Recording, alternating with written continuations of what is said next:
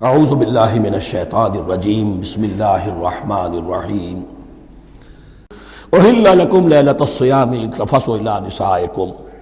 اب یہ ہے احکام کی آیت، بڑی طویل ہے، چونکہ یہود کے ہاں شریعت میں روزہ جو ہے شروع ہو جاتا تھا شام کو ہی، اور رات بھی روزے میں شامل تھی، تو تعلق زن و شو بھی نہیں ہو سکتا اور کوئی سحری وحری کا تصور نہیں تھا۔ جیسے ہی سوئے رات شروع، روزہ شروع، اب اگلے دن تک غروب آفتاب تک روزہ رہے گا۔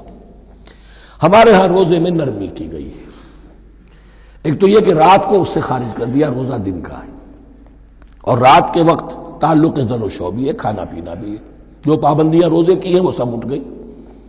لیکن ہو یہ رہا تھا کہ لوگ سمجھ رہے تھے کہ شاید وہی جو احکام ہیں یہود کے ہاں شاید وہی ہمارے ہاں بھی ہیں، اس لیے وہ ایسا بھی ہوتا تھا اپنے جذبات میں بیویوں سے مقاربت کرتے تھے، لیکن دل میں سمجھتے تھے کہ ہم نے غلط کام کیا ہے۔ یہاں اب ان کو اطمینان دلایا جا رہا کہ نہیں، احل لکم لیلۃ الصیام الرفث الی نسائکم، حلال کر دیا گیا ہے تمہارے لیے روزے کی راتوں میں اپنی بیویوں کے پاس جانا۔ ہن لباس لکم وانتم لباس لہن، وہ پوشاک ہے تمہارے لیے، تم پوشاک ہو ان کے لیے۔ بڑا بلیغ کنایا ہے یہ، جیسے لباس میں اور جسم میں کوئی پردہ نہیں ہے، لباس ہی تو پردہ ہے نا، لباس میں اور جسم میں تو کوئی پردہ نہیں، ایسے ہی بیوی میں اور شوہر میں کوئی پردہ نہیں۔ ہن لباس لکم وانتم لباس لہن۔ ویسے بھی انسان کے اخلاق کی حفاظت کرنے والی، مرد کے اخلاق کی حفاظت کرنے والی بیوی ہے، بیوی کے اخلاق کی حفاظت کرنے والا مرد ہے۔ وہ مجھے اقبال کا شعر یاد آ رہا تھا، تعلیم نئی ہو کہ پرانی، نسوانیت زن کا نگہباں ہے فقط مرد۔ نہ پردہ نہ تعلیم نئی ہو کہ پرانی، نسوانیت زن کا نگہباں ہے فقط مرد۔ بہرحال ایک دونوں کے لیے وہ ایک ضرورت بھی ہے، ان کی پردہ پوشی بھی کرتے ہیں ایک دوسرے کی، اور اس طریقے سے لباس کی جو ہے اس میں کنایا کیا گیا۔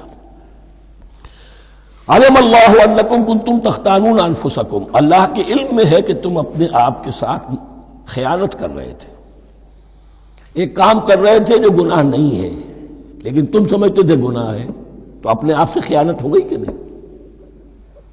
اصلاً وہ گناہ نہیں تھا لیکن تمہارے علم میں نہیں تھا، لیکن تم یہ سمجھتے ہوئے بھی کہ یہ ممنوع ہے، اس کا ارتکاب کر رہے تھے۔ علم اللہ انکم کنتم تختانون انفسکم فتاب علیکم، تو اللہ نے تم پر نظر رحمت فرمائی، وعفا عنکم، اور بخش دیا، معاف کر دیا، جو بھی خطائیں ہو گئی ہیں وہ سب کے سب معاف سمجھو۔ فالآن باشروہن، اب ان کے ساتھ جو بھی تعلق زد و شے ہے وہ قائم کرو۔ وابتغوا ما کتب اللہ لکم، اور تلاش کرو، حاصل کرو جو کچھ اللہ نے تمہارے لیے لکھ دیا ہے۔ کیا لکھ دیا ہے؟ ایک تو اولاد، تعلق زد و شو میں، اور ایک سکون ہے کہ جو اللہ تعالیٰ نے اس میں رکھا ہے، لِتَسْكُنُوا إِلَيْهَا، قرآن مجید میں یہ الفاظ آئے، ایک تسکین ہے، سکون ہے، اعصاب کا تناؤ جو ہے وہ اس کے بعد جو ہے اس کے اندر ایک سکون کی کیفیت پیدا ہو جاتی ہے۔ اور یہی اس میں حکمت ہے کہ حضور اپنے ہر سفر میں ہم ایک زوجہ محترمہ کو ضرور ساتھ رکھتے تھے، اس لیے کہ قائد کو، سپہ سالار کو کسی وقت بڑی ایسی یعنی پریشان کن صورتحال میں فیصلے کرنے پڑتے ہیں، جذبات پر دباؤ ہوتا ہے اور اعصاب پر دباؤ ہوتا ہے، تو ساتھ اگر کوئی اہلیہ بھی موجود ہو تو اس میں، اور اس کے بہترین مواقع سیرت میں آئے ہیں، وہ پھر کسی وقت میں بیان کروں گا۔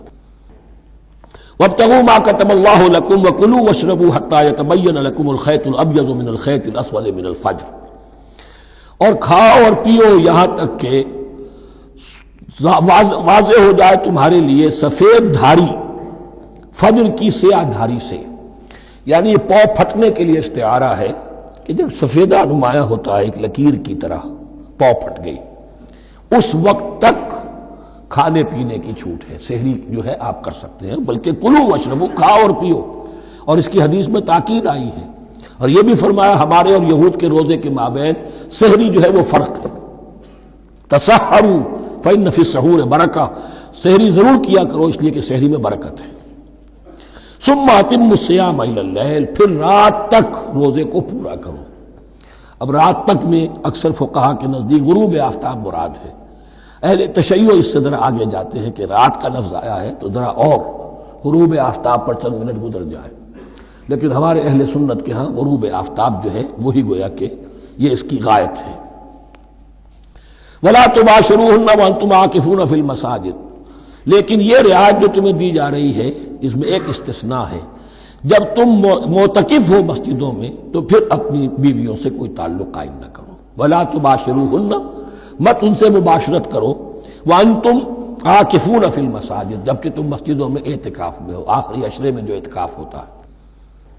تِلْكَ حُدُودُ اللَّهِ فَلَا تَقْرَبُوهَا، یہ اللہ کی حدود ہے، ان کے قریب مت جاؤ۔ بعض جگہ پر آتا ہے فلا تعتدوها، ان حدود کو عبور نہ کرو، ان سے تجاوز نہ کرو۔ تو حرام تو یہی شے ہوگی کہ حدود سے تجاوز کیا جائے، لیکن احتیاط اس میں ہے to keep at a safe distance, ذرا دور رہو۔ آخری حد تک چلے جاؤ گے تو اندیشہ ہے کہ کہیں اس حد کو کراس نہ کر جاؤ۔ فلا تقربوها، اللہ کے حدود سے ذرا ایک سیف ڈسٹینس کے اوپر رہنا ضروری ہے۔ کذالک یبین اللہ آیاتہ للناس، اسی طرح اللہ تعالیٰ واضح کرتا ہے اپنی نشانیاں لوگوں کے لیے، لعلہم یتقون، تاکہ وہ تقوی کی روش اختیار کر سکیں، بچ سکیں۔ اب وہ لٹمس ٹیسٹ والی آیت آ گئی، تقوی کا ٹیسٹ کیا ہے؟ روزہ اس لیے فرض کیا کہ تقوی پیدا ہو جائے، یہ سارے احکام تمہیں دیے جا رہے ہیں تاکہ تمہیں تقوی پیدا ہو جائے۔ ٹیسٹ کیا ہے؟